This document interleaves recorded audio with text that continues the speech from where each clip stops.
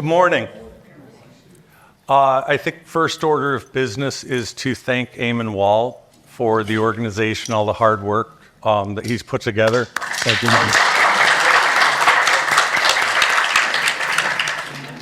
We're opening with the panel today.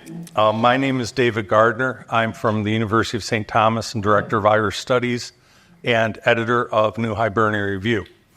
I thought we'd do things slightly different with being the chair of the panel today, because this is a slightly different celebration. We are not at these panels to steal each other's scholastic work for our own articles. We are here to enjoy ourselves. Today's panel is with Timothy White from Xavier University, Shawn Gillen from Beloit College, Greg Koos, Executive Director of McLean Museum in Illinois, and Ellen Skerrett, a historian from Chicago. Their papers range from promoting violence to supporting peace on the Irish Americans in the Northern Irish peace process, No Star Was Lost, Charlie Fanning and the Danny O'Neill Pentalogy, along the Great Throughfares, St. Louis and Irish settlement in the Corn Belt, and Fanning on Farrell. Each one of our speakers is going to talk about a brief connection they have with Charlie. I'm going to speak about mine. He kept me in academia. I wrote the most Victorian letter of my life to Charlie when I was 2 years away from finishing my dissertation. I was coming up to the end of a fellowship and had no job prospect. I was holding my daughter in my one arm when she had the flu, and she relieved herself on my 5th chapter as it was coming off the printer. She did not like my 5th chapter. At that moment, I realized I had to do something desperate. And I thought of who was perhaps one of the most generous people in the discipline. And I immediately thought of Charlie down at SIU. And I wrote him a letter begging for anything that he thought might be possible in teaching down there. And I still remember how I signed off on that letter. It was so Victorian, I signed it. And I remain most sincerely yours. But it was because of Charlie that he put me in contact with the chair. And I was teaching Tuesday, Thursdays from 7:30 in the morning until 5:30 at night. And I wrote the dissertation, and I stayed in academia, and I thank you for that very dearly. Yeah. Good. And now, our first speaker, Professor Timothy White. Well, I wanted to start by saying I am not a student of Irish American literature. I'm a student of politics, and Irish politics primarily. But one of the things I discovered when preparing for this talk was that Charlie's work emphasizes how the Irish American writers' stories changed in different historical eras. And in some ways, I found a real parallel. Hopefully, you'll see this in what I'm going to talk about today, in how politically Irish America changed over time based on where they were in American society, how much influence they could have and did have, and therefore roles transformed.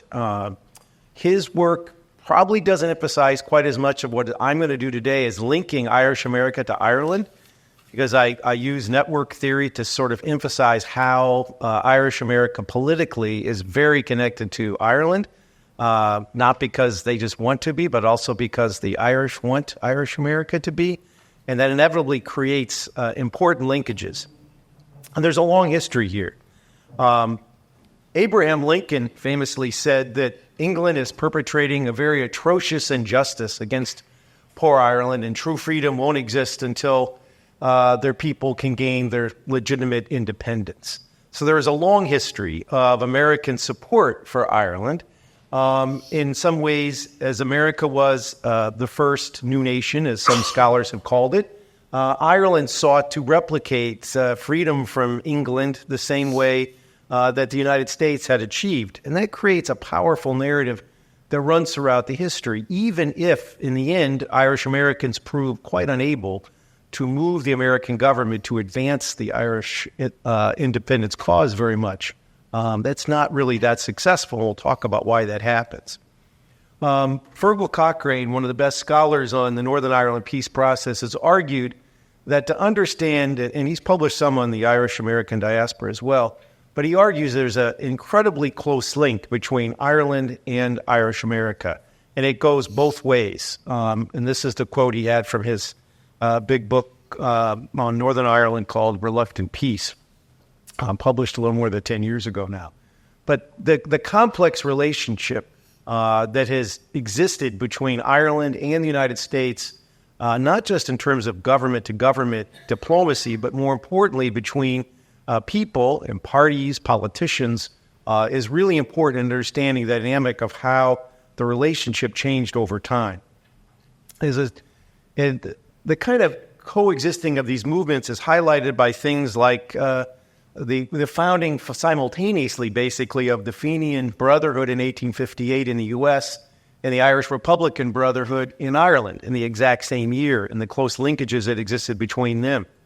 Later in the 19th century, the Irish diaspora in America was to be used as a resource to mobilize against British policies in Ireland, stopping evictions, lowering rents, abolishing landlordism. The Land League saw it as a potential source of power vis-a-vis the British government and their policies.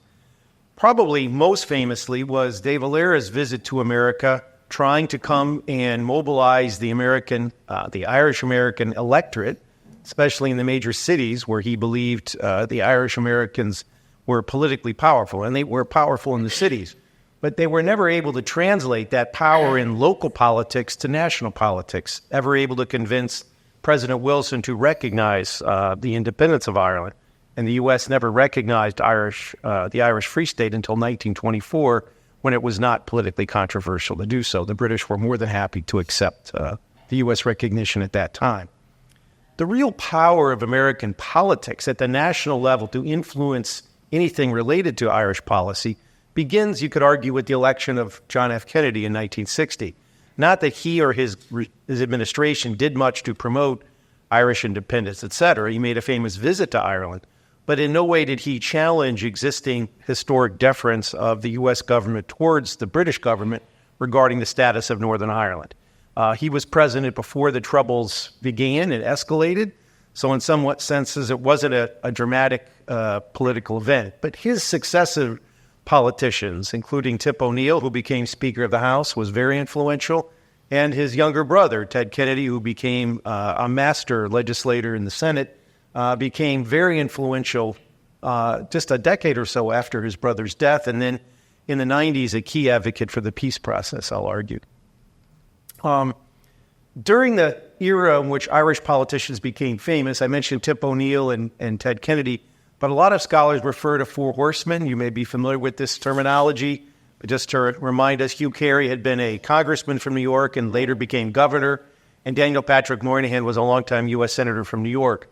So they represented Massachusetts and New York, two bastions of the Irish-American community and important constituents to any politician in the United States from those areas. So they had to pay attention to what Irish America thought. And those congressional districts, those Senate races that they competed in, or governor's races. Kennedy's role is in some ways the most interesting. He had a long-time career in the Senate, and that allowed him to evolve. Most of the research that focuses on Kennedy's early career emphasizes how he challenged the Nixon administration's deference to everything the British did. It was clear that Nixon and Kissinger did not want to do anything to upset the British government. This was not a major focal point of their administration, and they, in the Cold War context, needed the British ally against the Soviet Union. So they were not ready to jeopardize any good relations with Britain to sort of support any Irish Republican cause in the early 1970s. Kennedy, like a lot of Irish Americans, was outraged by British policies, including internment, and challenged and condemned it. And while they did certain things successfully, for example, eliminated U.S. sales of arms to the Royal Ulster Constabulary, the police force of Northern Ireland, they did nothing to really challenge U.S. formal diplomacy that deferred to the U.K. The first real effort, you could argue, by the U.S. to establish a little bit of an independent perspective on Northern Ireland was by President Carter. He did it in the first year of his administration on a Friday afternoon, hoping no one would notice. But he published a famous statement in which he basically argued that the United States would support peace in Northern Ireland, and we respected all traditions. Kind of a neutral-sounding statement. But the fact we made some statement that wasn't totally deferential to the British was a different change in terminology. McLaughlin and Maher, who've done all the good research on this, highlight how this was clearly influenced by Tip O'Neill putting pressure on Carter to do this. And O'Neill is an example of what I call a congressional foreign policy entrepreneur. It's a political science term for people in Congress who usually don't do much in terms of foreign policy, but some skilled legislators are able to use congressional power to influence executive functions, including diplomacy, funding, appropriations, et cetera, that they are able to use, and in this case, actually make a statement regarding the Northern Ireland peace process. The next example was the ability of Ronald Reagan to influence Margaret Thatcher. Thatcher famously said, quote, "It was pressure from the Americans that we signed that agreement," referring to the Anglo-Irish Agreement of 1985. While most scholars don't believe this agreement in any way ended the conflict, most people now see it as a stepping stone on a long process that led to the ultimate Good Friday Agreement in 1998. And it's clear Reagan's close relationship with Tip O'Neill, and in many ways, while they saw many differences in domestic politics, O'Neill probably had effective influence on Reagan, and clearly Reagan prodded Thatcher to support this agreement. So it's an example of where the U.S. had some role in influencing policy. The big change is with Ted Kennedy's evolution from being highly critical of British policy, seeing the traditional American narrative of get the Brits out as the way to solve the Northern Ireland Troubles era, to by the 1990s being a huge advocate of the peace process and using multiple levels of power to achieve that end. And the research I hear focuses on what are called transnational advocacy networks. And my argument is they changed or transitioned from promoting violence in the early 70s to promoting peace by the 1990s. And why were these organizations developed and used? They were used mostly by weak actors in Northern Ireland seeking international allies that would somehow accentuate their power vis-a-vis the British government. And this is known by scholars as the boomerang effect. Sinn Féin and the SDLP, the nationalist, Republican, Catholic parties in Northern Ireland were able to get more power by supporting the peace process, by getting groups to come on board their advocacy for their interests vis-a-vis the British government. And the U.S. ultimately followed what these groups wanted. How do they do this? Networks alter the material conditions through patronage, basically money. NORAID money is the best concrete way you can study this. And second, and this is probably, I think, even more important, is they wield ideational power, the power of ideas. And here, John Hume is the principal intellectual architect of the peace process. And he knew in order to get peace, it would be advantageous to get the Americans on board. Not just elites, but he would spend time in the United States talking to media, talking to business groups and social groups, trying to mobilize the Irish-American community to support his vision for peace, which ultimately became exactly what a lot of American groups did, including our government. Nancy Soderberg, who was the chief advisor to President Clinton in the White House, famously said, "We do whatever John Hume tells us to do." Literally, he was able to dictate American policy in kind of an amazing way through the power of his ideas. So how did this transition work? Republicans had created illicit networks that funneled arms to support the British. Gupta calls them semi-licit, but they were basically, from the U.S. government perspectives, once they classified NORAID as a foreign agent, you were funneling arms for a cause that most people saw at least as semi-licit, if not illicit, to ultimately supporting a vision that was totally licit of ideas that promoted peace. And Irish Americans became on board with this, led by Ted Kennedy and Tip O'Neill, to pursue this. The Irish government also plays a role here in supporting the American government, under Albert Reynolds especially, to put pressure on the U.S. government to do what they thought the U.S. could do to kind of balance against the British government in order to achieve the peace. So there are three different kinds of networks that Gupta identifies. The first is a transnational one, not really directly implying Irish-American support, but it links all the different sort of radical nationalist groups of the 1960s and 70s together with the IRA, from the PLO in Palestine to the Libyan government under Gaddafi to FARC in Colombia, ETA in the Basque region. And Gupta puts them kind of in the middle, as if the IRA was highly connected to all these. In some ways, she sees direct connections, and some, as she identifies here, are alleged. The more interesting one from the Irish-American community perspective is all the groups that were indirectly or directly related to the IRA and Sinn Féin, sometimes using shadow groups in order to funnel money to the IRA. But even interestingly, there was an ad hoc congressional committee that was pretty openly pro-Republican in the early 70s, promoting the IRA and Sinn Féin either directly or indirectly. The licit transnational network that comes to replace these earlier semi-licit and illicit networks is the one that is key, led by the SDLP and John Hume, its leader, and Ted Kennedy, the really last remaining force of the Four Horsemen. They create new government institutions, links themselves with the Irish government, who becomes a key advocate for peace. There's a new Friends of Ireland caucus created in Congress that directly actually goes and meets with Irish parliamentarians, creating a close government-to-government linkage. And all these are important in ways in which the U.S. becomes highly connected to multiple actors in Ireland, Northern Ireland. Peter McLaughlin has been the best scholar to highlight John Hume's role in developing the ideas that ultimately became operational. And I think what makes Hume a very important character is sometimes people are good at ideas, but they're not good at action. Hume was brilliant at both conceiving of, in the early 1960s, he published a series of articles in the Irish Times that highlighted the three strands that would be the Belfast Agreement, 30 plus years before it ever happened. But he also was able, once he had the vision of what needed to be done, to make it happen, to operationalize it. So he was the expert at creating agency and connections in the EU, the United States, the Irish government, etc.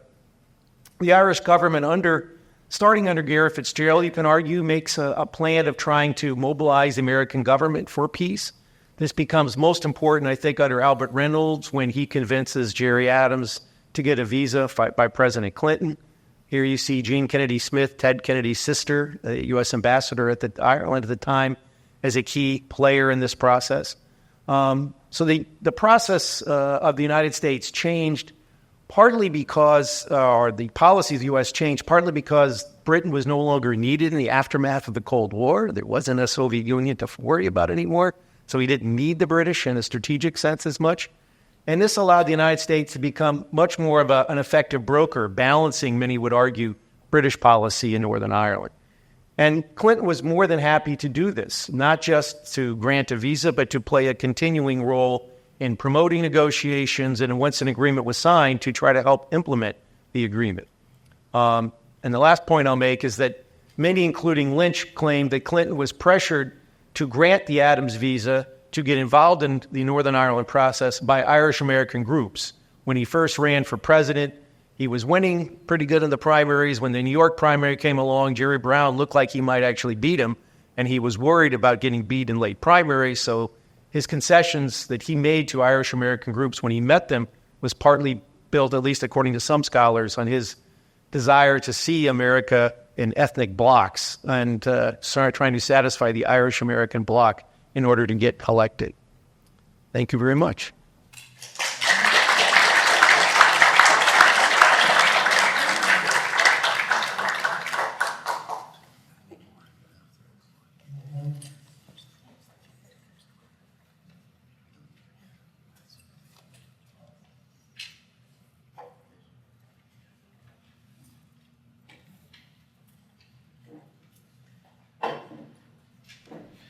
All right, I thought I would. My name is Shawn Gillen. I'm an English professor. I'm a media studies professor at Beloit College. Thought I would start off with a story about Charlie as well. years ago, about a decade ago, Charlie invited me to give a talk at the Newberry Library as part of the publication of his editions of the Danny O'Neill Pentalogy. James T. Farrell's final partner, Cleo Paturis, attended the event, and so did Farrell's late son, Kevin, who was a renowned burn surgeon living then in Atlanta. Charlie and Ellen Skerrett led a bus tour of the South Side and Farrell's old neighborhood in Washington Park. And they let me speak for a few moments on the bus about my family's history on the South Side. At the end of the event, Charlie invited my 10-year-old daughter and me to lunch with Cleo and a few other guests at a pizza place near the library. Sitting across from someone who knew my literary hero, James T. Farrell, and talked about him as a living person was mind-blowing. I transformed at that moment back into a total literary fanboy. The moment was the reason I thought that I went to graduate school, and that moment had made grading hundreds of papers for my first-year composition students worth it, and I have Charlie to thank for it. This essay is about Charlie Fanning's work and James T. Farrell. It's also a personal essay, so forgive some of the digressions. I wish that I could write that I read James T. Farrell's O'Neill O'Flaherty Pentalogy and Charlie Fanning's scholarship during my years in graduate school at the University of Minnesota. But I did not, because Farrell's fiction and much of American realism of the Frank Norris, Theodore Dreiser, and Sinclair Lewis sort was almost verboten. I happened to land in Minnesota's Twin Cities campus in the late 80s at the startup of a curricular culture war. A few professors from that era remember it as a time when a younger generation of professors challenged the curriculum and culture of traditional literature departments and, of course, the canon. The younger generation coalesced around the formation of a Department of Cultural Studies and Comparative Literature, and its roster of young faculty created what were then eye-popping class titles. Professor Richard Leppard, one of those professors at his retirement, said that the new courses sought to connect cultural conversations of various sorts in music, visual media, philosophy, literatures, social phenomena, and the like in ways that help to illuminate human history. 30 years later, it's difficult to understand how curricular changes and courses about film soundtracks, popular literature, and literary and cultural theory could generate so much controversy and conflict.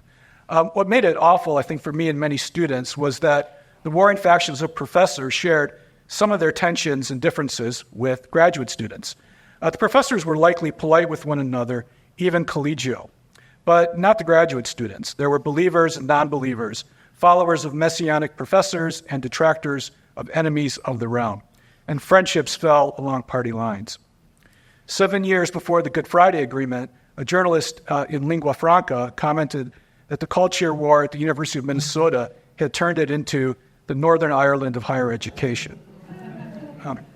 I found the environment there disappointing and alienating. I had spent the 3-year lapse between my undergraduate years and graduate school writing for newspapers, drinking coffee, and smoking one cigarette after another, and reading unfashionable novels. War and Peace, The Naked and the Dead, Winsburg, Ohio, An American Tragedy, and As I Lay Dying. Critics like Alfred Kazin, Juan Trilling, Edmund Wilson, and especially George Orwell were the model of the kind of critic that I wished to become. No book or writer, however, inspired me like James T. Farrell Studd's Lonergan trilogy. My father recommended that I should read it since I was a boy, but I resisted his recommendation for books of my own choosing. It became easier, however, after his death to follow his suggestions, and the book took hold of me like no other had. Its pages bristled with the blunt energy of Chicago, where I'd grown up, and within it I recognized my friends from Gage Park, Mount Greenwood, and Beverly. I heard the voices of my grandmother, my grandfather who conducted streetcars on the South Side, and the Irish Americans my father worked alongside at my family's demolition business, and who accompanied him to horse racing tracks around Chicago. I recognized the Catholic Church and how it permeated every aspect of Irish American life in the novels and outside it, and how when people in Chicago told others where they lived, Irish Catholics, they wouldn't say the name of their neighborhood, but the name of their parish. Reading Farrell's Studs Lonigan and his representations of Chicago wasn't like purely an act of sentimentality for me. The books contained all the ethnic and racial slurs I grew up hearing, as well as the violence I experienced within and outside my childhood home. Since the books are set in and around the Washington Park neighborhood, where my ancestors lived for generations, I couldn't help but see my family in the book. A minor character with my last name played football with Studs and hung out at dance halls with them. Farrell also wrote and published a second novel, Gashouse McGinty, while he completed later installments of Studs Lonigan. The title character in the novel works for an express delivery service. My great-grandmother's maiden name was McGinty. Her brother drove carts in Chicago for the Teamsters. Like many of my peers, something happened in my response to literature in graduate school. I set Farrell's work aside for almost a decade. The emergence of postmodern theory, deconstruction, and queer theory pushed novels about blue-collar Irish Catholics on Chicago's South Side, further and further outside academia. What was called multiculturalism then rightfully focused on ethnic and racial groups that had been excluded from academic study and didn't include working-class Irish Catholics on Chicago's South Side. Even Marxist analysis of writers like Farrell subsided as those critics turned their attention to popular culture. My modern library copy of Studs Lonigan sat for years in an obscure corner of my personal library, leading into a tattered copy of Nelson Algren's Never Come Morning, its blue and red spine fading and its thin pages somehow hardening as their edges turned black. It wouldn't be until after I earned tenure and bought a cachet of Farrell's first editions at a street fair that I began rereading him, particularly the Danny O'Neill Pentalogy, and discovered Fanning's scholarship. Also, in 1998, Prairie State Press released Chicago's Stories, a short, by Farrell standards, collection of his fiction edited by Fanning. It was a book that was surprisingly visible at bookstores. In the mid-'90s and early 2000s, you might probably all remember, chain bookstores were having their moment.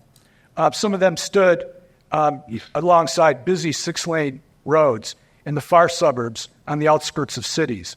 They were bloated shops the size of Dick's Sporting Goods or a Best Buy, ringed by a parking lot with room for hundreds of SUVs. Every bookstore I walked through that in Chicago, Rockford, and Madison had a copy of Chicago Stories for sale, sometimes on shelves for regional books or the travel section, and of course the fiction and literary anthology section. There was always, as well, a copy of Chicago Stories displayed prominently at a Borders across from Water Tower Place on Michigan Avenue. And I always like to imagine a German or Scandinavian tourist purchasing Chicago Stories at the Borders on Michigan and spending their final moments of their day on the 15th floor of a Marriott hotel reading about second-generation Irish Catholics in and around Washington Park. It might not have been difficult to connect Chicago Stories to the United States and Chicago in the 1990s. And though all the fiction Fanning selected for the volume was set in the first half of the 20th century, he selected 25 stories out of Farrell's 250 that were relevant at the dawn of a new millennium. Rather than add to the sentimentality, ostentatiousness, and self-regard of, say, Chicago's view of itself along the Magnificent Mile, Fanning's selection of Farrell stories include representations of homeless Chicagoans, an abused and neglected young girl, working-class adults coming to terms with aging bodies broken from years of labor, and young men trying to somehow push back against the forces keeping them tied to their families and neighborhoods. Chicago Stories was published in the years following the Rodney King riots and the horrific toll of a 1995 heat wave in Chicago that contributed to the deaths of 739 people, as well as the O.J. Simpson trial. So Fanning's selections in Chicago Stories speak to the racial strife and tensions of the late 1990s. Fanning includes some of Farrell's arguably best stories and best stories about race. These include The Fastest Runner on 61st Street, a story whose tragic conclusion links up with the Rodney King riot, and For White Men Only, a story about a black kid beaten up by whites for swimming onto the wrong beach on a sweltering afternoon on the South Side. Rather, looking back to Dreiser or even Saul Bellow's Chicago fiction, Fanning's Chicago Stories seems curated to form provocative, intertextual links and multi-ethnic connections in contrast with two of the most well-regarded works of fiction set in Chicago in the 1980s and 1990s, Sandra Cisneros' House on Mango Street, 1984, and Stuart Dybek's collection of short fiction, The Coast of Chicago. It was published in 1990. Fanning laid the groundwork for Chicago Stories and the later republication of the O'Neill Pentalogy through the publication of several articles, but especially in his 1990 book, The Irish Voice in America, 250 Years of Irish Fiction. Farrell's emergence in 1932 marks for Fanning the advent of the second generation of Irish-American fiction. He observes that Irish-American fiction between 1875 and the turn of the century moved from conservative practical novels designed to instruct traumatized famine survivors how to survive in the United States to stories and novels that laid out practical methods and ways of living designed to help the second generation of Irish to become respectable members of the bourgeoisie. Farrell's fiction, Fanning writes, abjured rhetorical excess and shattered familiar sentimental conventions while reinventing Irish-American fiction from his own experience. Farrell's plain style and critical realism laid the foundation, Fanning writes, for the next generation of Irish-American regional writers.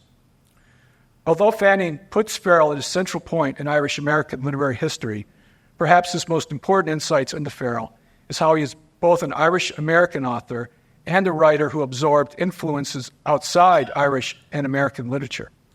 Fanning's Chicago Stories helped restore Farrell's reputation and relevance.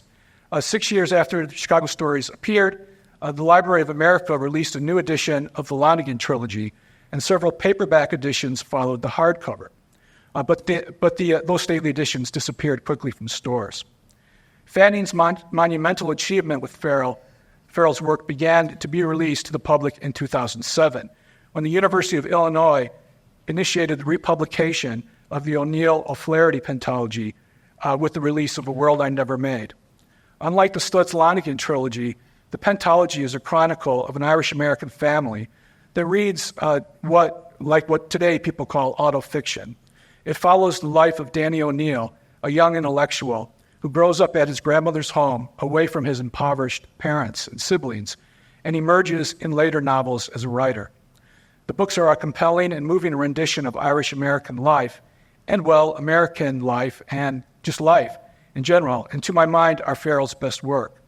The Chicago Tribune and other Chicago news outlets noted the novel's reappearances, and Fanning and Alan Skerrett organized a notable series of events about Farrell at the Newberry Library in Chicago, attended by Farrell's late partner, Cleo Paturis, and his late son, Kevin Farrell. Irish America's most underrated writer, as Charlie noted last night, was back at the table. Every novel in the Pentalogy released by the University of Illinois includes Fanning's 47-page introduction. I mention its length to contrast it to the modest introductions to Stutz-Lonigan editions earlier in the decade. Stutz is still praised by writers like Pete Hamill, who authored the Library of America's preface, and its republication really needs no introduction. The O'Neill-O'Flaherty Pentalogy, however, had been out of print for decades due to a torrent of criticism of Farrell's work published by critics who often admitted that they hadn't read much Farrell beyond Stutz, but were happy to amplify what earlier detractors of his other books had published. Fanning's introduction to the books is a powerful, authoritative rebuke of Farrell's critics, and the most informed critical essay on Farrell's biography, his literary influence, and his monumental artistic achievement. It's difficult to overstate how the volume and pitch of criticism Fanning rebukes in his introduction. In the 1950s until his death in 1979, negative criticism of Farrell's work and his representations of Irish-American urban life became something of a literary convention and an industry. The same year that Farrell died, for example, 1979, Don Richard Cox published A World He Never Made, The Decline of James T. Farrell, in the College Language Association Journal. The article catalogs and attempts to determine why Farrell's reputation as a writer took such a gradual and then steep decline after the publication of the Stutz-Lonigan trilogy. and A World I Never Made, the first novel of the O'Neill pentalogy. Cox points to several patterns of negative feral criticism, beginning with John Aldrich's book, In Search of Heresy, American Literature in an Age of Conformity. Farrell's fiction is described there as a dated curiosity, composed by a fiction writer of limited talent who no longer deserved attention, his best work long behind him. Another Farrell detractor, Saul Maloof, a novelist and Newsweek's book page editor, wrote that the 1930s was a mediocre decade for American fiction, so Farrell's work won some attention. But Maloof commented that readers, I guess in the enlightened 1950s, were no longer, quote, willing to forgive bad writing or a vision that is never superior to that of the least of us. Other critics claimed Farrell's chief value was as a social historian or a regionalist of limited talent or simply a second-rate artist. Even the most earnest praise written for specific audiences could be damning. The sociologist W. Tasker Whitman, for example, commented that Farrell's work provides readers with good case studies of adolescence, but that he's especially effective at presenting the problems of venereal disease. Prominent public intellectuals, some of whom praised Farrell's early work, did some of the most corrosive damage when they praised modernist literature and used Farrell's work as an example of realism's inferiority. Their criticism of Farrell's prose was vicious and sometimes a matter of settling scores with Farrell's sometimes intense personality. Alfred Kazin said that Farrell wrote with his hands and feet and any bludgeon within reach. Several years later, Granville Hicks noted that Farrell rarely uses just one word when two can be found. Warren Beach commented that Farrell's work is more detailed and prolonged to make his point. So, one grows a little tired of the delays and repetitions of Danny O'Neill. Few of Farrell's critics seem unashamed when they confess to not wanting to read about working-class people or Irish-American lives beyond the entertaining deviancy and decline of a character like Studs Lonigan. The criticism of Farrell and his work led to his struggle to make ends meet in the last decades of his life, when he often lived in one-room hotels and apartments, writing 12 hours a day. His books of the 40s, 50s, and 60s had a few defenders, but they were largely ignored and fell out of print.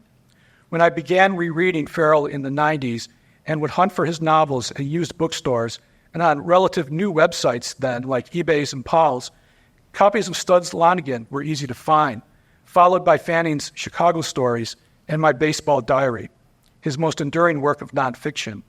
It wasn't easy, though, to find copies of the O'Neill pentalogy beyond his first book, and his novels of the 50s and 60s were even more difficult to find. And when I did find them, they would turn up at some of the strangest places, like an estate sale of a dead policeman, or on a shelf of discounted used books left outside a socialist bookstore in Dublin. It's no wonder that Charlie Fanning's introduction details then why Farrell is a major American writer and why the pentalogy is Farrell's most revelatory and well-rounded representation of Irish-American life in the first decades of the 20th century. Fanning first underscores that counter to the conventional thought on Farrell, the publication of the O'Flaherty novels were major literary events of the 1930s and early 1940s, and that the books earned praise from critics like Carl Van Doren and Diana Trilling. He then lifts Farrell's fiction from the constraints imposed upon it by critics who labeled Farrell a dated realist or original writer of limited scope. Farrell was, Fanning demonstrates, one of the most well-read writers of his generation, an artist and intellectual with interest beyond Cook County and New York City's literary parlors. He was, Fanning demonstrates, influenced by pragmatists like John Dewey, William James, and George Herbert Mead, among other philosophers and early sociologists. Realists like Dreiser and Mencken had an impact on Farrell's style, but Fanning notes writers like Joyce and Chekhov, and especially Marcel Proust, influenced Farrell's composition of the novels. Fanning is at his most convincing and provocative when he argues that despite radically different positions, Proust's work with memory and experience helped Farrell stamp his own brand of realism. Fanning observes that the connectedness of mind and milieu infuses every page of Farrell's fiction. Reading the pentalogy, Fanning notes, makes for a powerful, compelling, and memorable experience. And Farrell did, for 20th century Irish America, what William Carleton did for 19th century Ireland. Few scholars and artists and readers would have access to modern editions of Farrell's short fiction or the O'Neill or Flaherty Pentalogy if it were not for Fanning's relentless advocacy for Farrell's work and his critically informed restoration of Farrell's status as the 20th century's most important Irish-American fiction writer. In the decades since the republication of the Chicago Stories and the Pentalogy, scholarly interest in Farrell's work has grown, and so has the number of scholarly articles about it. Farrell's great achievement, however, was creating a body of work that speaks to the Irish-American experience and captures the struggles, aspirations, dreams, failures, and achievements of Irish immigrants and the immediate generations that followed them, that grew up as Americans. I credit Fanning's work with enabling me to connect my work as a professor with the lived experience of my ancestors and restoring the power literature has over me.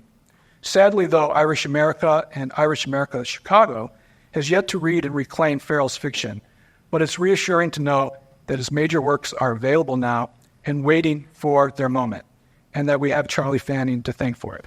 Thank you.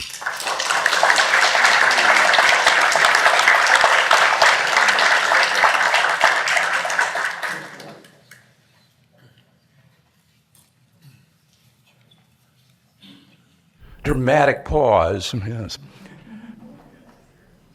I had the distinct displeasure of not meeting Charlie Fanning at the COVID-ridden Paris Conference on Irish Chicago in 2020. And I did have the pleasure of hearing him speak via Zoom from sunny Carbondale, and enjoyed it immensely. Of course, at that same conference, I had the distinct displeasure of not meeting Ellen Skerrett, who I also was looking forward to talking to. And so not meeting, in a sense, is my relationship. I will say that laying on a sofa with a bad hangover, contemplating the void as a young man and discovering that in Farrell brought me closer to myself, and I have Charlie to thank for that as well. Along the great Throughfares, St. Louis, an Irish settlement in the Corn Belt, and we're looking at the visage of Mary Motherway O'Neill, who experienced what I'm going to be talking about. And I think we need to understand that history involves individuals, and involves individual stories, and involves individual success and individual failures. What I'm going to discuss is essentially a piece that goes back to the 1980s when the McLean County Museum of History failed to receive a NEH grant of $180,000 because in that grant we talked about Irish farmers, and the critical panel responded, well, of course, everybody knows there are no Irish farmers. And so, knowing that that was not so, in my retirement, I am no longer executive director of the McLean County Museum of History. I'm director emeritus. I took on the task of telling the story of these people who don't exist. And I'd like you to look at two maps. On the left, a census map provided in a census report in 1870 of Irish settlement in the Midwest. The denser the shading, the denser the settlement. And compare that in imaginary overlap in your mind to the 2010 map of the Corn Belt, and think of how that we are seeing a complete relationship. And I'm not going to claim that the Irish invented the Corn Belt. I am going to say, though, that they did green the prairie, because we're talking about essentially 125,000 Irish farm families who went from laboring status to farm owners, and in some cases to very wealthy individuals. And you can find them on your maps if you want to know where they're at. You find them by having the names of their towns: Downpatrick, Armagh, Erin Prairie, Emerald, Ossian, Tara, Clontarf, O'Neill Settlement, Myrna, and Cahill Town. Those are just a few.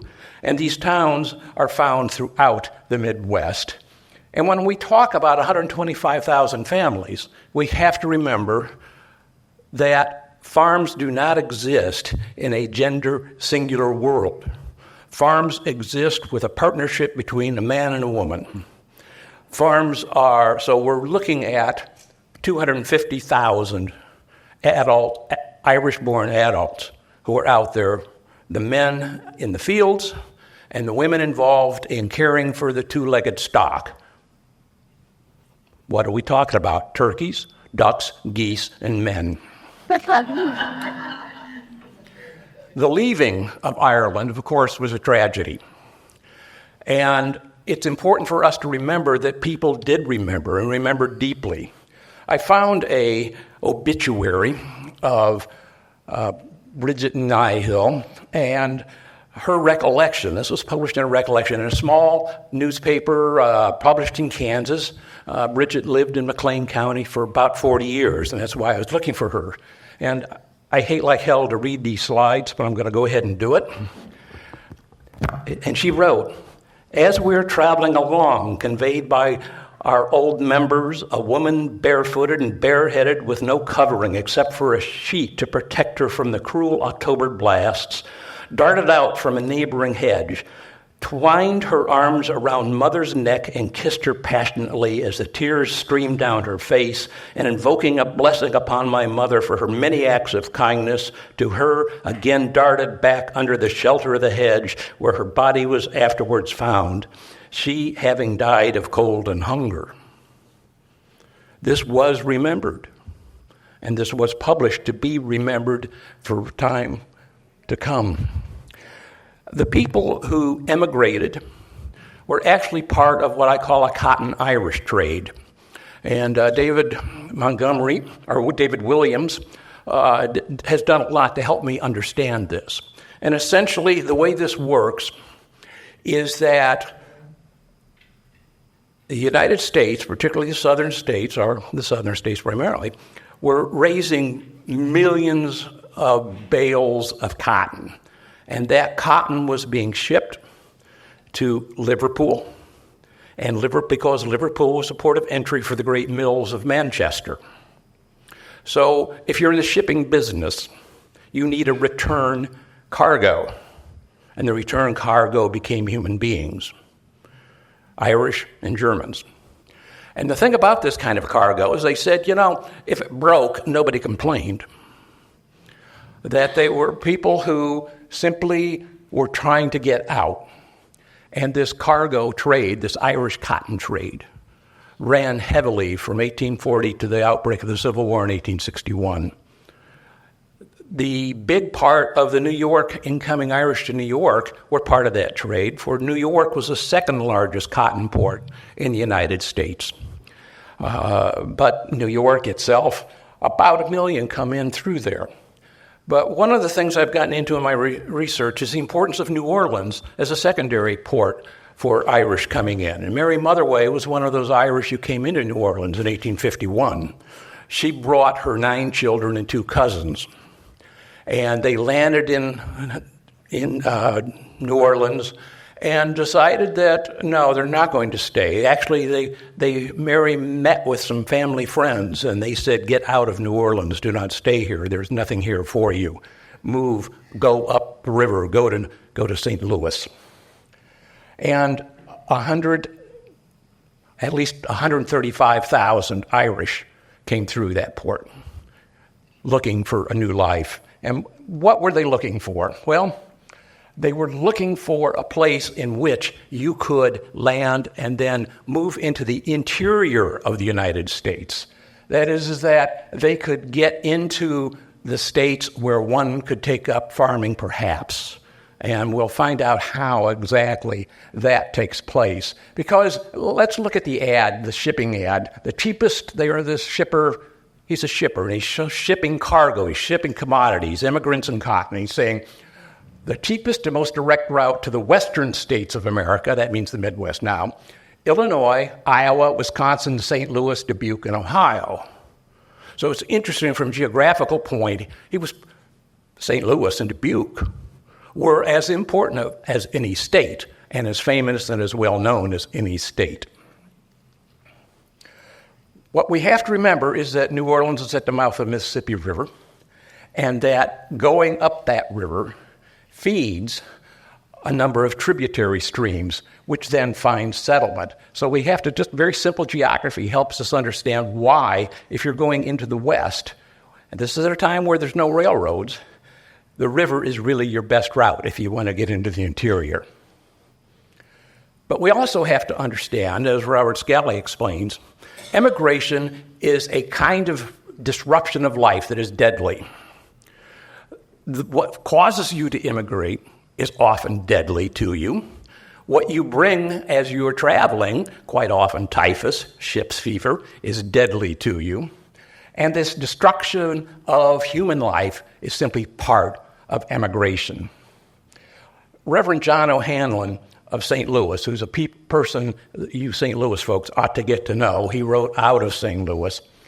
He wrote, "It has been truly stated that more accidents by explosion, burning, or sinking of steamboats occur annually in the United States, and more lives are lost than crossing the Atlantic." So when you got onto a steamboat in New Orleans to come up to St. Louis, you were also taking your life into your hands. It was not an easy trip. And these Irish were poor. They took deck passage. Deck passage was next to the boilers. And let's see what happens. Well, they also take disease. In 1853, 3,500 Irish die of yellow fever. And why are they so susceptible to death? Well, people who have money in New Orleans realize that in yellow fever season, it's a seasonal thing. You get out of New Orleans. They don't know that. They don't have any place to go anyway. They are also quite often ill from the trip that they took, the emigration trip, and then finally they're in very confined small areas where disease is spreading easily. So 3,500 Irish dying was part of that price, And it's simply what happens. And the steamboat mortality then is that next step. Steamboat races up the Mississippi, a great and glorious sight. Well, the steamboats were not really organized or designed for such pressure issues, such great pressures on their boilers, and they'd blow up and burn. Not unusual. About 1,500 people, for certain, have died in these steamboat explosions. One writer suggested that about 1,000 people a year fell off steamboats and drowned. And they would not stop the boats for a person because felt they would get tied up into the paddle wheels and there wouldn't be much to look for. Disease on the boats also continued because they become actually, as you read newspaper accounts, the steamboat system itself, river system, is a known vector for the spread of cholera through the Midwest in the mid-1850s. And where do we land? We land in St. Louis. St. Louis, for periods of time, would have essentially a quarantine on steamboats, where a steamboat was coming in with passengers that could not land for 10 days until everybody who had cholera died and then was thrown overboard to go downstream back to New Orleans. And the reason for New Orleans' attraction was that it was in its own way parallel to the Irish cotton trade. But in this case, it was a trade of immigrants going upriver and commodities going downriver. And so just in terms of statistically, about 1 out of 2 or 1 out of 3 immigrants coming in through this system were Irish. The other 2/3 were German. So just to get you a sense, in 1853, about 3,000 steamboats landed in St. Louis, most of them coming up from New Orleans. And on 1 year, they would do, or average, about 700,000 pounds of commodities would go back down. Well, the Irish, if you look at this wonderful Missouri Historical Society image of St. Louis in 1854, it does more than anything I can express about how intensely this settlement was, this city, how deep and how dense it was. What a dense kind of city streetscape you see here. It's incredible, and I don't believe it's an exaggeration. In the period 1840 to 1860, about 80,000 Irish landed in St. Louis. In 1849, we know that 1,500 of them died of cholera. We also know that they were not particularly welcomed by the American Party, members of the Know Nothing Party. The Know Nothing Party rioted against Irish because they were found at polls voting. They were called voting cattle. They were being led by Democrats, and these Whig know-nothings were really opposed to them. 1860, 43,000 residents of St. Louis County in St. Louis were Irish. Now, the thing is that anytime you look at a census, you're looking at a point of time, 1 month perhaps, a point in time. How many of that 43,000 were passing through is not known. Same thing with Irish settlement or Irish in New Orleans. These are fluid communities. People are coming into them, people are going out of them. Mary Motherway O'Neill was in St. Louis. They came up in 51. They were in St. Louis from 1851 to 1853. Her two sons got involved in urban challenges, her 3 sons. And O'Hanlon said, "In vain did we urge them to seek other quarters and to abandon their hard mode of living, young men, for a more steady city work, or better still, to become owner in fee simple of a farm on the interior." This is what O'Hanlon thinks needs to happen. The men were working as woodcutters, lumbermen, deckhands, stokers, and stevedores. Women were working as servants, cooks, and laundry and nurses. The O'Neill boys were working in the swamps of southern Illinois, in the cypress swamps, harvesting 300- and 400-year-old cypress trees and turning them into railroad ties for the construction of the Chicago and Alton, Illinois Central Railroad. Really miserable work. You know, they have a story. I got this out of the canal workers. Me boots, they're great. The water comes in as quick as it goes out. You know, it was a rough life. But if you did not do well, you could become what we call a ne'er-do-well. Again, Missouri Historical gives us some wonderful images of some young Irishmen who took another route. John Jordan, bagman and pimp, young men on the left, or John Mawley, a thief and a pickpocket. And these are actually early police mugshots, but I really love the way they're posed. You know, I think but that's what they're looking at. That's what O'Hanlon's talking about. That we have. That if you can't find some purpose in this rough life, that the likelihood of you turning to the work of John Jordan is not slim. So it's a way station. So people did try to get out. And I have republished in this census map, and the orange dot is where St. Louis is. And I want you to look at that as a mouth of kind of a reverse funnel, okay? Because through that point, that's the point through which all those areas of Irish settlement came through that red dot point. In the states of Missouri, Iowa, Illinois, and Wisconsin in 1860, there were 23,000 Irish-born farm families. So what are we talking about? Nearly 50,000 Irish-born people doing farming in 1860. 8,000 young women working as domestic servants. And this is an important piece because these women are learning essentially American housewifery.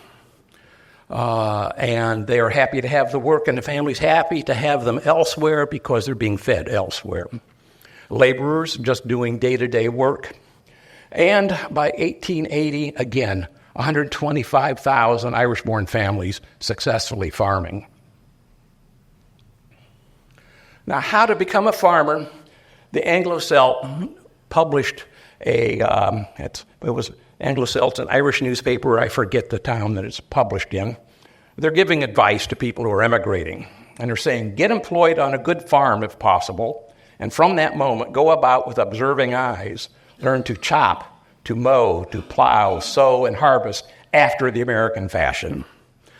That's better advice than O'Hanlon had, okay? Because what they're saying is you really have to learn what they do. You simply cannot go out on the land. You've got to learn how to work the land in the American fashion. And the only way you're going to be able to do that is essentially to do working on farms as laborers. And then if you succeed as a laborer, as a hired hand where somebody was going to keep you on a regular basis, that person might give you a farm to rent. Now, where does this land come from? Most of this Midwestern land was owned by speculators or large landowners who needed tenants to farm that in order to produce anything from it. McLean County, Illinois, had the highest tenancy rates of farmland. This is after the Civil War. Highest tenancy rates of farmland than any states, any areas, except for essentially the Delta region of Mississippi.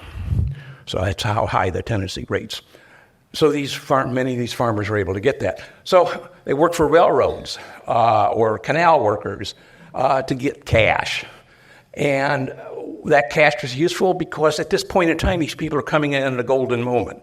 The public works of canals and railroads are opening lands that have been ethnic cleansing of Indians. We move Native Americans off under violent threats, just classic ethnic cleansing. The lands were open. Railroads and canals start being built through that. That creates an infrastructure by which a farmer can grow a surplus, and that surplus can go into a market efficiently, and the profits from that can pay for the farm. And it's a golden moment of time for somebody who wants to start out. Banks were willing to loan money because they knew the land itself would retain value. There was not a problem with that. And this reality was absolutely common for the upper Midwest. And because of this commercial farming, farmers made money and they bought more land. I'm working now in LaSalle County, canal workers, and I have some of these canal workers and small-time canal contractors who are buying farms for $1.25 to $2.50 an acre. And I'm looking at their estate papers because they left estates.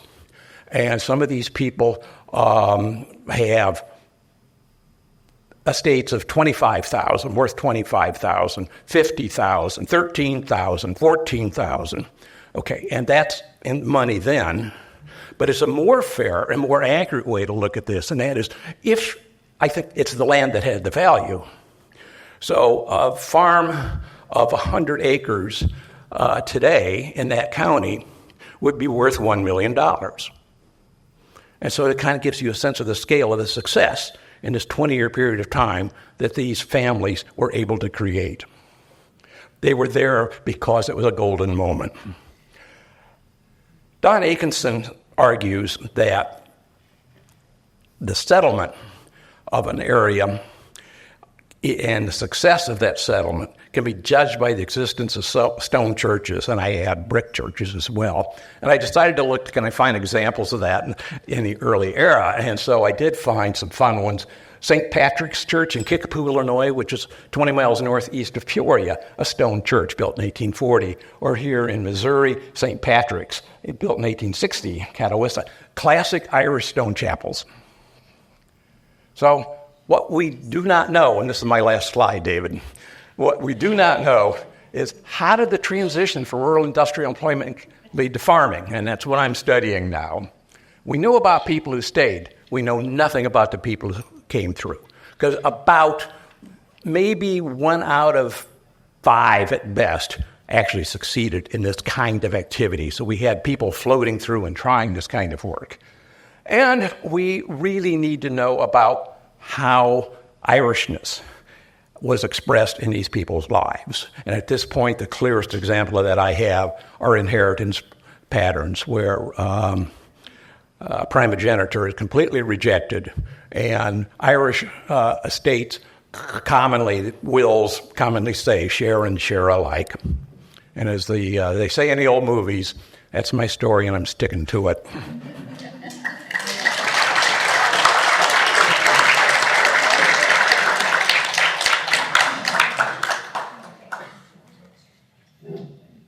We have our tech guy. Nope.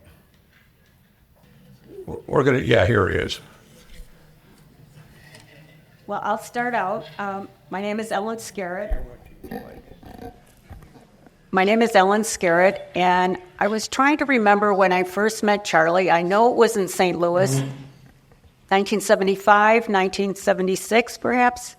But what I clearly remember is July 18th, 1982, because that's the day Charlie took off from the Newberry Library to help my husband, John O'Malley, and I move our 6-month-old daughter, Mary O'Malley, to our house on the south side, where we still are, and now we're the old people on the block.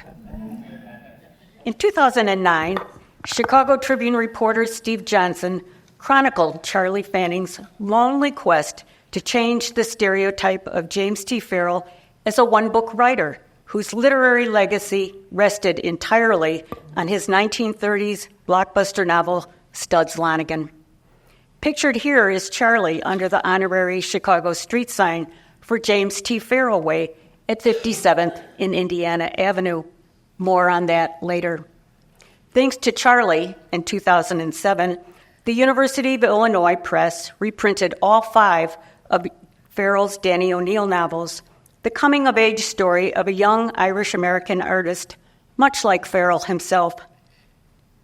Charlie has argued passionately that in Farrell's fiction, the city is a real place where daily life is presented with fullness and fairness. Studs Lonigan and Danny O'Neill live in Chicago neighborhoods that, to quote Charlie, are bursting with descriptions of what went on in Catholic schoolrooms and schoolyards, at populous Sunday masses, and all sizes and manners of wakes.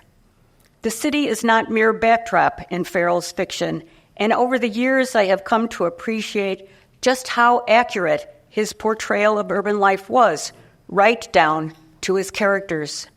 Farrell only changed last names so that his classmates and neighbors recognized themselves, and they never forgave him for immortalizing them in literature. Reclaiming James T. Farrell has been a long quest. Exhibit A on the left, a young Professor Fanning, about 1978, on the steps of Farrell's boyhood church of St. Anselm's. And Exhibit B on the right, in 2021, as the church was being shuttered by the Archdiocese of Chicago, notwithstanding the proclamation that Black lives still matter. Against overwhelming odds, Charlie continues to make the case for James T. Farrell's literary legacy. Nearly a century has passed since Farrell began writing fiction, and although his childhood neighborhoods have experienced dramatic economic, ethnic, and racial change, his prose gets us closer than any historians to understanding what life was like for Irish families after the turn of the 20th century. It is no exaggeration to say that Studs Lonigan and the Danny O'Neill novels are first-rate social and urban history, and this morning I hope to express my admiration and appreciation by examining the world that fueled Farrell's artistic ambitions and that lives on today in his fiction. Helen Dillon took this photo of her famous brother in 1977 on a visit back to Chicago. The great American writer stands in the courtyard of St. Anselm's, but clearly visible in the background is a red brick apartment building on Michigan Avenue, one of thousands built from the late 1890s through the 1920s. Try as he might, and he did until his death in 1979, Farrell insisted that he had not grown up in Irish slums. On the contrary. Mine was a city boyhood, Farrell explained, and this is what his Washington Park neighborhood just west of the University of Chicago looked like shortly after he was born in 1904. Block after block of graystones with steam heat and modern kitchens and bathrooms, just a short distance from one of Frederick Law Olmsted's parks, and the L that provided quick transportation to the city's business district downtown. By the time he was a teenager, the great migration of African Americans from the South was underway, and in his fiction, Farrell captures the realities of racial change for Irish families who had only recently begun to experience middle-class respectability. Writing in the New York Times Book Review in 1954 about his visit to his old neighborhood, Farrell acknowledged that he sank into a mood of awe and wonder as he stood in front of the red brick apartment where he lived with his grandmother and aunts and uncle from 1915 to 1918. How we ride out our childhoods is still a mystery to me, Farrell reflected. I think it is a mystery to everyone. In recreating the world of Washington Park in his fiction, Farrell was not trying to, quote, drive this neighborhood out of my consciousness. I was trying to fix memories of it, to recreate them and preserve them. In that way, I was trying to see more and to understand. Did he ever? In the 1970s, I was sending Farrell newspaper coverage of his athletic records in high school. Here's his 1923 photo holding the basketball as captain of the St. Cyril Hebbies. His return letters to me would often include particular information about his family in Chicago and their successive moves in the city. I could picture these places, especially since Farrell used parish names, Corpus Christi, St. Anselm's, St. Anne's. But the letter I cherished the most included this recollection, quote, "My grandmother contributed 25 cents toward a stained glass window in Holy Family Church. She was proud of this all of her life." The great Gothic church of Jesuit Arnold Damon had been a landmark in Chicago since its dedication in 1860. Built with the nickels and dimes of immigrant Irish laborers, it represented faith in the future of the city, as did the college next door. One of the first students to enroll in 1870 was future White Sox owner Charles Comiskey. Contemporary news accounts make clear that Holy Family was a place of great beauty, with statues and stained glass windows and a main altar illuminated by gas jets, modern technology in 1865, and classical music played on the largest pipe organ in the United States. Farrell's mother, Mary Daly, was baptized here 3 years after the Great Chicago Fire that allegedly began in the barn of parishioner Catherine O'Leary. Farrell wasn't the only one to draw on his family's experience in Holy Family. Charles Comiskey spent many hours in pew number 18, no doubt counting the minutes until Mass was over, and he could resume playing ball on the prairies, as vacant lots in Chicago were called. Here is the owner of the Chicago White Sox on opening day 1910 at Comiskey Park, a marvel of engineering whose grandstand seated 15,000 fans. I would argue that Charles Comiskey knew all about great spaces from his childhood in the Gothic Church of the Holy Family, and there is no question that his baseball palace on 35th Street continued to inspire. As Charlie reminds us, James T. Farrell was 7 years old when he watched Ed Walsh pitch a no-hitter in the new park. Years later, as a novelist, he portrayed this historic baseball event as Danny O'Neill's first exposure to art. Farrell's understanding of the fragility of urban life came early. His mother, pictured on the left, had been a domestic servant before her marriage to teamster James Francis Farrell in 1899. While they may have dreamed of one day living on a Chicago boulevard, that became harder and harder to achieve as baby after baby arrived. At age 3, Farrell went to live with his grandparents and his mother's unmarried sisters and brothers and began to enjoy the conveniences of modern life: radiators, running water, and electricity. The Farrell family home in 1916 was this worker's cottage, heated by a wood-burning stove. One of Farrell's stunning accomplishments in his fiction, among many, is the way he evokes the rhythms of daily life and the reveries of his characters. Waking up on a cold morning, Jim O'Neill, quote, lit the kerosene lamp, cleaned out the ashes from the stove, watched the fire leap, hearing its crackle as the wood caught on. Jim thinks what it would be like to wash and shave in warm water that ran out of a faucet, but moving to a better neighborhood was out of the question if his wife Liz was knocked up again. The contrast between where his parents lived and the Washington Park neighborhood depicted here was not lost on young James T. Farrell. No other American writer of his day did more to illuminate what it meant for working-class Catholics to create a place for themselves in the city, and how tenuous that place was in the aftermath of the Great Migration, as thousands of blacks came north to work in Chicago stockyards and steel mills during and after the First World War. What Farrell does so spectacularly in Studs Lonigan and the Danny O'Neill novels is to register the deep emotion Irish-American families felt as their neighborhood underwent rapid racial change after the race riot of 1919.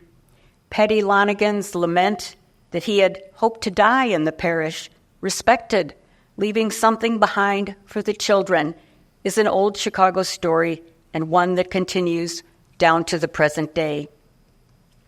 Thanks to Cleo Paturas, Farrell's literary executor, here is a rare photograph of Farrell's grandmother. Julia Brown Daly was a famine immigrant from Athlone who never learned to read or write despite living in the United States for more than 70 years. Yet there were always books and newspapers like this one on the back porch bench in the Daly household. As Farrell recalled, his grandmother had a voracious appetite for the news and waited for him to come home and read her the papers, especially crime stories and death notices. In 1912, she surprised him by accompanying him to Comiskey Park, and she kept going back, dressed in her best Sunday black silk dress and hat, traveling on the streetcar all by herself well into her 70s. A familiar figure in the grandstand back of the White Sox dugout near third base, Julia Brown Daly never did understand what the plays meant, but Farrell believed that for her, baseball was part of the excitement and strangeness of America. This stately building overlooking Washington Park no longer exists, but it was here that young James T. Farrell lived with his grandmother during his high school and college years. By the 1930s, it had been divided into kitchenette apartments, enriching realtors at the expense of black families desperate for housing on Chicago's South Side. As Ron Ebus' wonderful essay on the Irish Catholic schooling of James T. Farrell makes clear, he was encouraged to write by his 8th grade teacher, Sister Magdalene, at St. Anselm's. During his high school days at St. Cyril College, now known as Mount Carmel, Farrell published his first short story in the school magazine in 1921. Thanks to Ron, we know that, quote, it is the first work in which he names the character Danny O'Neill, and the first time he employs felt experience, a snowball fight, as the material for his imaginative writing. The opening pages of Studs Lonigan remain as vivid today as when they were published in 1932. Studs, on the verge of 15, just hours away from receiving his diploma on this very stage, stands in the bathroom smoking a cigarette. He inhales and says to himself, well, I'm kissing the old dump goodbye tonight. The reverie that followed was based on Farrell's own experience at St. Anselm's, which he recreated in stunning detail. Nothing like this had ever been captured in fiction or history, and as Charlie reminds us, what followed was, quote, one of the most extraordinary creative flowerings in the history of American letters. 11 Farrell novels, 4 collections of short fiction, 1 book of literary criticism, and over 300 essays and reviews. While preparing for this presentation, I had the pleasure of taking a closer look at Farrell's papers at the University of Chicago, where he had been a student. What caught my attention was his 1933 article, Guys from 58th Street, intended for his sequel to Young Lonigan. In simple, clear prose that has lost none of its power, Farrell brings to life exterior and interior worlds, and as I read them, what came to my mind was this photo of the original St. Anselm Church. Quote, after Stations of the Cross on Good Friday afternoon, Studs Lonigan walked north along Indiana Avenue. His cap was on crooked, he smoked a cigarette, and his hands were jammed into the pockets of his long trousers. And Studs begins to reflect that in church he had prayed. He had learned something about himself.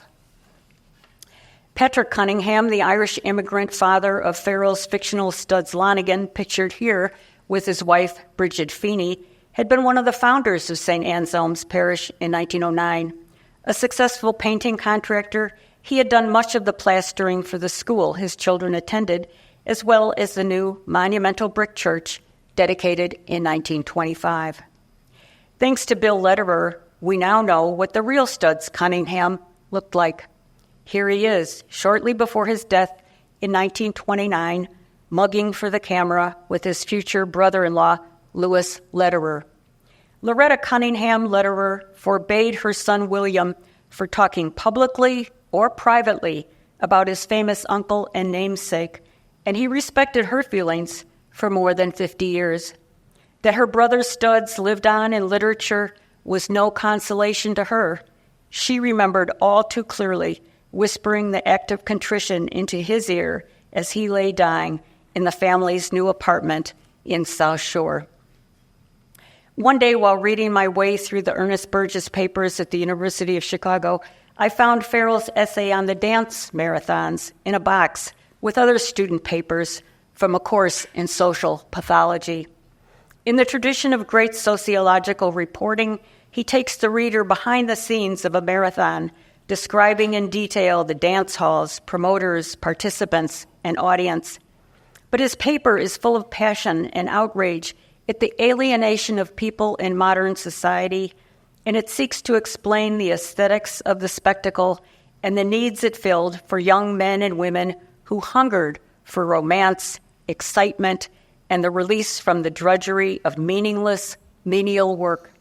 That Farrell became an artist and intellectual, not a sociologist, was due in large measure to Professor Teddy Lynn, pictured here, who read upwards of 60,000 words that Farrell wrote in pencil and on yellow-lined paper during his job at a filling station in Bridgeport.